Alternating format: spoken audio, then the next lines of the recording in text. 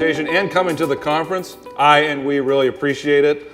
And so I'm going to talk about what's ahead for metals and juniors. And I'm going to keep this real simple because I know you've heard a lot of presentations today. We're getting towards the end of the day. So I really want to hammer home just a couple things. We're in the early innings of the bull market. We're probably entering a correction now because the US dollar is extremely oversold. It's probably going to bounce for the next couple weeks. Maybe it'll last a little bit longer. I don't know, but I think it's safe to say it's bouncing. We're going to have a correction. And finally, with the way the charts are setting up, there's potential for a really big move higher sometime next year. So these are the three things that you really want to remember. Everything else is just details. So starting off, let's compare. You guys know that I like doing that. If you're familiar with my work, you know that I love comparing current trends to history. And the gold bull analog, when we were at the depths of the bear market, I was really thinking that the rebound that we'd have in gold would be similar to the ones we had that started in 1976 and 2008 because gold was so extremely oversold, and at those points had a massive move higher, and then it just kept going beyond the first couple months, beyond the first year. Gold hasn't really done that. And the best comparison right now, there's three actually, and I combined the two bullish comparisons, which would be the rebounds that began in 1985 and 2001. And those are the best comparisons because there's a lot of similarities between gold's recent bottom and the bottom in those years. You go back to 1985, well, we basically had a 10-year bull market, 1970 to 1980, really bad bear market, and that's similar to what we had 2001, 2011.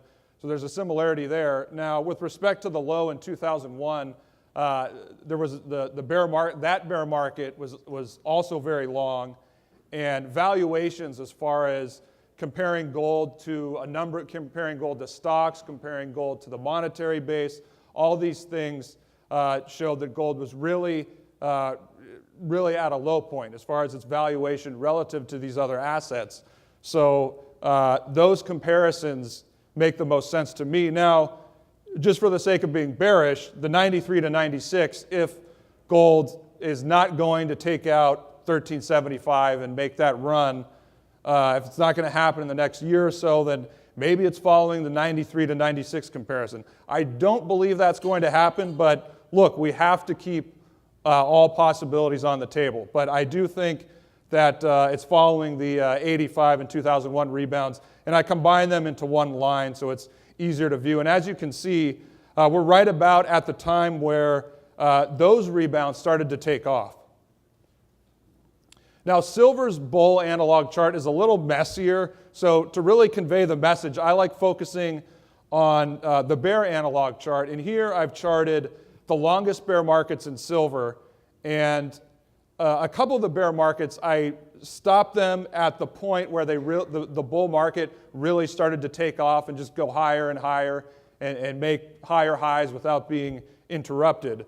But you can see the black is the bear market that in terms of time potentially ended a couple months ago. But we can see what happened when silver has this long of a bear market.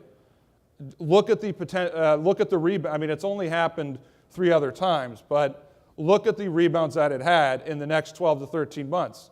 64%, 92%, 94%. So judging from history, silver could have a very big rebound coming over the next year or so. Now, one of my favorite charts, this is the Junior Gold Stocks Bull Analog, and I construct this with my own data using my own junior indices. And the black is where we are right now. And as you can see, we have the 2008 to 2011 in red, and then in blue we have 2001 to 2007.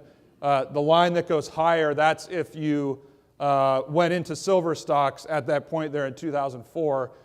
So that's a basket of 9 silver stocks that I included.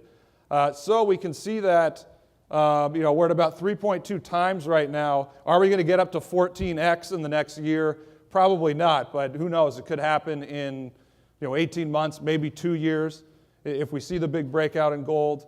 This chart really illustrates the potential for juniors if we see gold making that big breakout above 1375, 1400. And here's another analog. This is of the TSX Venture Index, and the current one is in black. And it's kind of hard to draw a conclusion here in terms of time, because you can start the bull markets in the TSX Venture. I mean, you can start them when they really take off, or you can start them at the absolute low price point. And so there's a lot of, I mean, it can get kind of messy with comparing them. But the one major takeaway here is the three previous bull markets, they went up about 250%, and right now we're up about 60%. So we're still in the early innings. I mean, maybe we're in the, I don't know, third inning perhaps. And if, I'm always talking about the potential gold breakout, but again, if we get that potential gold breakout, let's say sometime early next year, maybe the middle of next year, then we could have the big run. And at that point, that's when you could see the bull market go in the fifth and sixth inning. So we're still in the early innings right now. And so still a lot of opportunity, and I think we're still going to see a lot of upside over the next couple of years. Now, as far as why I think we're going to have a correction now, everybody knows the dollar has had this massive move lower. It's really oversold. Now, I've been a dollar bull, and this is a monthly chart. I have the 40-month moving average in blue. And I was thinking that this decline that we've had recently would be similar to the one we had in 1999. I've highlighted it there. But notice, at that point in time, the dollar bounced above that moving average. I mean, it did so, it looks like in early 99 or late 98, and then it did so again when it had that correction. But the recent correction has it's been too big. It broke below important support. The base at 92 or 93 got down, I think, to 91. Actually, the low was 90.99. But as you can see, I mean, it's lost the moving average, but the moving average is near 95. So it's possible the dollar could rebound up to 94 or 95 on the index. But in any event, you can tell by looking at the chart, it's gone straight down for a while. This is a monthly chart, so when you're really oversold on a daily chart, that means, it could rally for a number of days, maybe a couple weeks. Weekly chart, maybe it can rebound for several weeks. Monthly chart, that means it's probably going to rally for more than just a couple days or a couple weeks. So, my guess would be it rallies back up to that moving average resistance around 94, 95. So, and one concern I have about gold is the dollar made a new low, but gold did not make a new high. Gold did not go above 1375. So that, if you're making the bearish case, that's something to keep in mind. So what we want to see is, if I'm right and the dollar rallies over the next month or two, we want to see, miners, we want to see metals holding up well, showing strength even though the dollar is rallying. But eventually, the correction now, we could get the rebound in the dollar, and then maybe early next year, it starts to roll over, go back down. That possibly sets up the big breakout we've talked about already. And this is a quarterly chart. I mean, most people use daily or weekly charts. So every bar is a quarter's worth of action. And so the quarter is coming up and closing in the next couple weeks. And I don't know where gold closed today, but 1330, as you can see on that chart, is critical quarterly resistance. So, and also on the monthly side, 1330 is monthly resistance, but also 1357. If gold can close above 1357 on a monthly basis, then the odds are it's the breakout move could be beginning, or it's very close to that. On a quarterly basis, it's 1330. So, if we close below 1330 the next couple weeks, I don't think it's that bearish, but you can see here that 1330 on a quarterly basis, that's really the key resistance. But once gold, if it does make that breakout, there's a potential measured target of up to 1700 or 1650. And obviously there's very thin resistance up to 1550. So those are the targets to look at if we do make that breakout.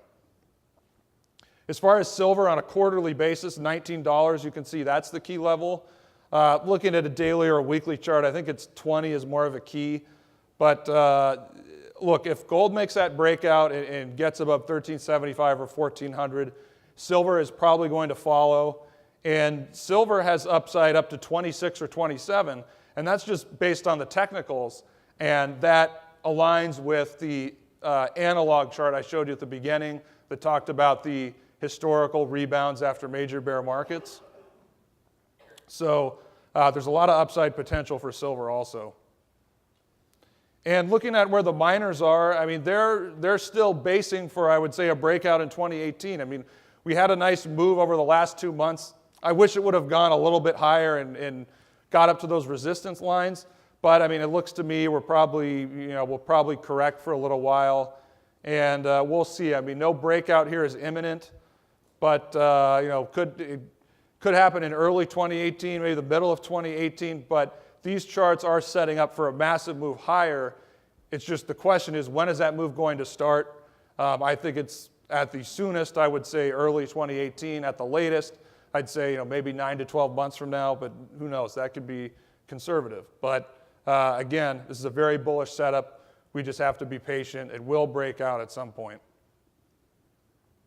And I mean, here's another reason why there's a lot of upside in gold. I mean, just look at how much, I mean, this is only one example here. This is from Bank of America Merrill Lynch, but this is the client ETF allocation to precious metals.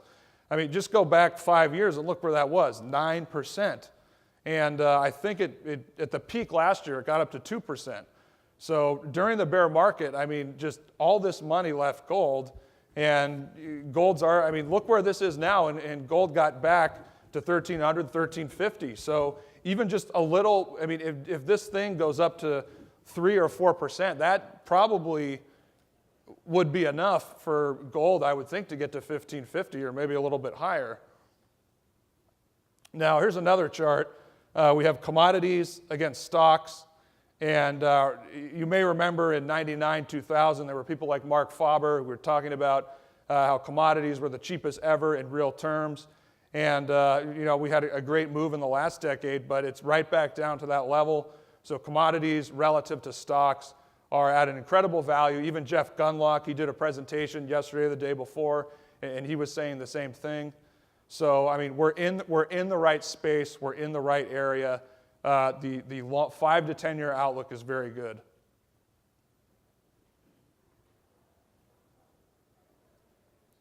And so, I mean, I told you this is going to be quick.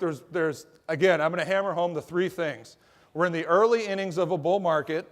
We're probably having a correction now that could last a couple months. There's potential for a big move higher next year. And the most important thing, sign up for my newsletter. That's all. Thanks so much, everybody.